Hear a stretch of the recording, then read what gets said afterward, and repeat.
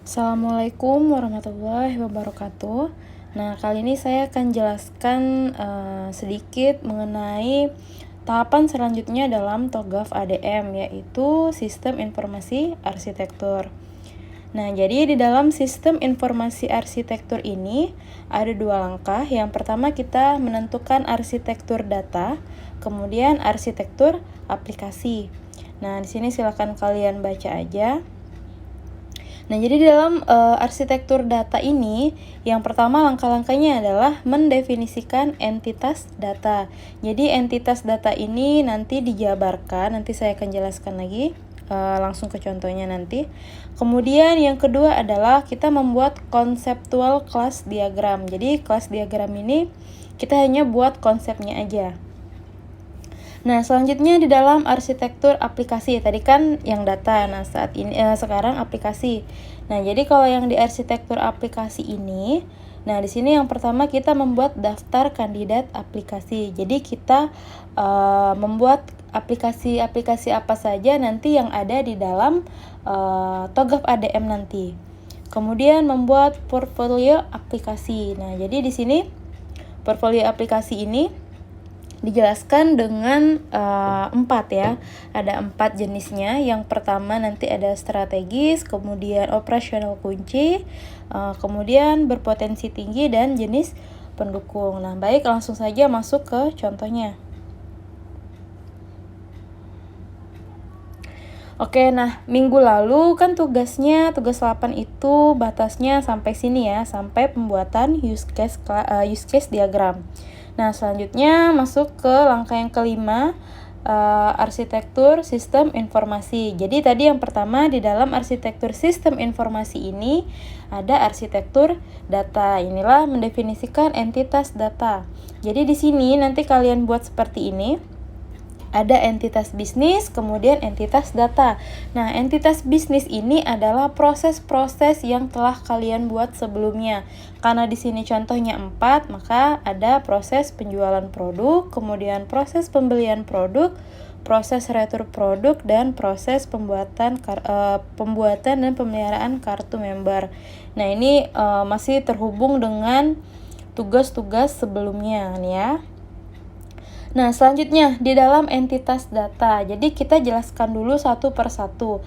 Di dalam entitas bisnis, proses penjualan produk, entitas datanya adalah ada data admin frontliner, admin back office, ada data customer, ada data kasir, ada data daftar orderan, dan lain-lain. Jadi ini data-data yang berhubungan di dalam proses penjualan produk.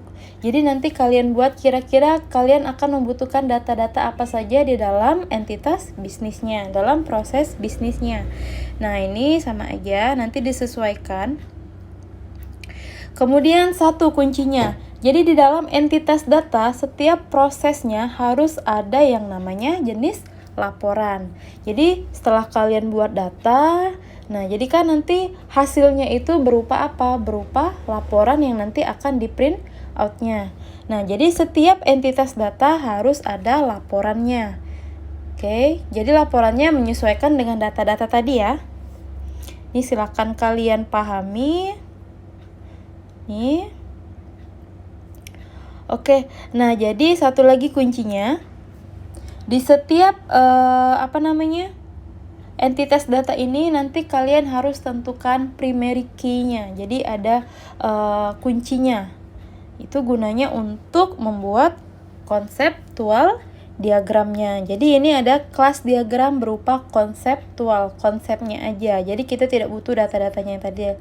Jadi di sini hanya kira-kira menggabungkan di mana primary key-nya, di mana hubungannya. Jadi sini harus saling terhubung satu sama lain. Ini contohnya ya, ada data admin FO tadi, ada data admin BO tadi, kemudian ada manajer. Jadi nanti hasilnya berupa apa? Misalnya berupa laporan penjualan, laporan stok produk. Nah, kalian kan udah pernah belajar tentang membuat kelas diagram. Jadi pasti udah paham. Kemudian ini kelas diagramnya dibuat di Visio bisa, paradigma bisa. Oke, setelah itu kita masuk ke arsitektur aplikasi. Jadi yang pertama tadi ada arsitektur data, yang kedua ada arsitektur aplikasi. Jadi ini isinya adalah daftar kandidat aplikasi. Jadi kalian ini nanti akhirnya membuat sebuah aplikasi. Jadi nama-nama aplikasinya ini tadi contohnya di sini terdiri dari fungsi bisnis, sistem informasi, kode aplikasi, dan sistem aplikasinya. Nah, untuk fungsi bisnis ini tadi sesuaikan dengan yang di atas ini tadi ini ya. Sesuaikan dengan entitas bisnisnya tadi ada 4. Berarti di sini fungsi bisnisnya juga ada 4. Kemudian sistem informasi. Nah, ini sesuaikan dengan fungsi bisnisnya. Berarti yang pertama tadi fungsi bisnis penjualan produk kepada customer. Sistem informasi apa namanya itu? Berarti sistem informasi penjualan. Kemudian untuk pembelian produk berarti sistem informasi pembelian. Nah, ini disesuaikan. Nah, kemudian untuk kode aplikasinya. Kode aplikasi ini silahkan ikuti saja. Jadi di sini sesuaikan dengan jumlah sistem aplikasinya.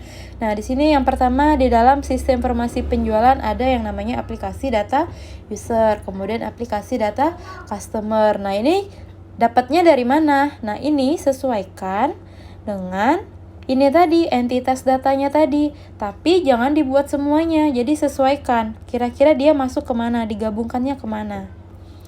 Oke. Nah, ini silakan dilihat, ikuti saja contohnya. Nah, kemudian setelah kalian buat daftar kandidat aplikasi, kalian buat solusi aplikasi. Nah, jadi solusi aplikasi ini gambaran dari aplikasi tadi, susunannya seperti apa. Jadi tadi ada 4, ada sistem informasi pembelian, sistem informasi penjualan. Nah, di dalam sistem informasi pembelian tadi ada apa aja? Nah, di sini kalian ikuti aja, nih ya. Sesuaikan. Nah, di sini cukup kode aplikasinya aja yang dibuat. Nah, ini nanti silakan ikuti contohnya. Kemudian setelah itu kalian buat portfolio aplikasi. Jadi portfolio aplikasi ini tadi saya jelaskan ada strategi, berpotensi tinggi, operasional kunci, dan pendukung.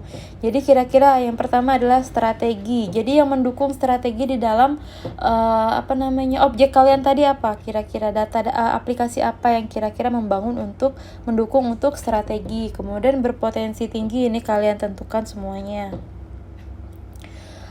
Oke. Nah, langsung saja kalian teruskan sampai membuat topologi jaringan. Oke, jadi jenis topologi kan banyak. Nah, di sini contohnya adalah membuat topologi jenis star ya, topologi star. Nah, di sini kalian buat topologi jaringannya. Jadi nanti setelah buat topologi jaringan ini harus terdiri dari yang namanya PC. PC ini adalah sesuaikan dengan kebutuhan usernya tadi, sesuai dengan penggunanya. Kira-kira di dalam satu ruangan itu, nah itu dibutuhkan berapa PC atau laptopnya. Jadi di sana terdiri dari PC, kemudian harus ada printer dan switch. Nah, switch ini nanti yang akan menghubungkan antara ini kan ada ruangan admin BO, ada ruangan owner, kemudian ada ruangan manager. Ini ada ruang server, kemudian ada kasir, admin BO, staf gudang, dan helper. Nah, di sini ada beberapa bagian. Nah, jadi nanti semua ini terhubung dalam satu switch. Kemudian switchnya satu terhubung di dalam ruang server. Nah, ruang server inilah nanti yang akan mengelola semua database-nya, yang penyimpanan database-nya. Jadi di dalam ruang server ini terdapat router, firewall. Firewall ini gunanya untuk pencegahan yang pertama kalau misalnya ada gangguan. Kemudian ada towernya, kemudian ada LAN-nya. Nah, itu yang paling penting. Oke, nah ini silahkan dibuat. Ini bisa dibuat di Cisco ya, aplikasi Cisco. Setelah itu kalian jelaskan deskripsi topologinya. Jadi deskripsi topologinya ini peruangan tadi misalnya di ruangan owner. Jadi kalian jelaskan di ruangan owner terdapat satu PC dan satu printer. Kemudian PC tersebut digunakan untuk apa? Nah, di sini silahkan kalian baca saja. Oke. Nah, jadi tugas selanjutnya adalah tugas 9 mulai dari sistem informasi arsitektur, kemudian sampai dengan arsitektur teknologi ya. Jadi kalau misalnya masih bingung boleh diskusi di grup. Baik, terima kasih. Wassalamualaikum warahmatullahi wabarakatuh.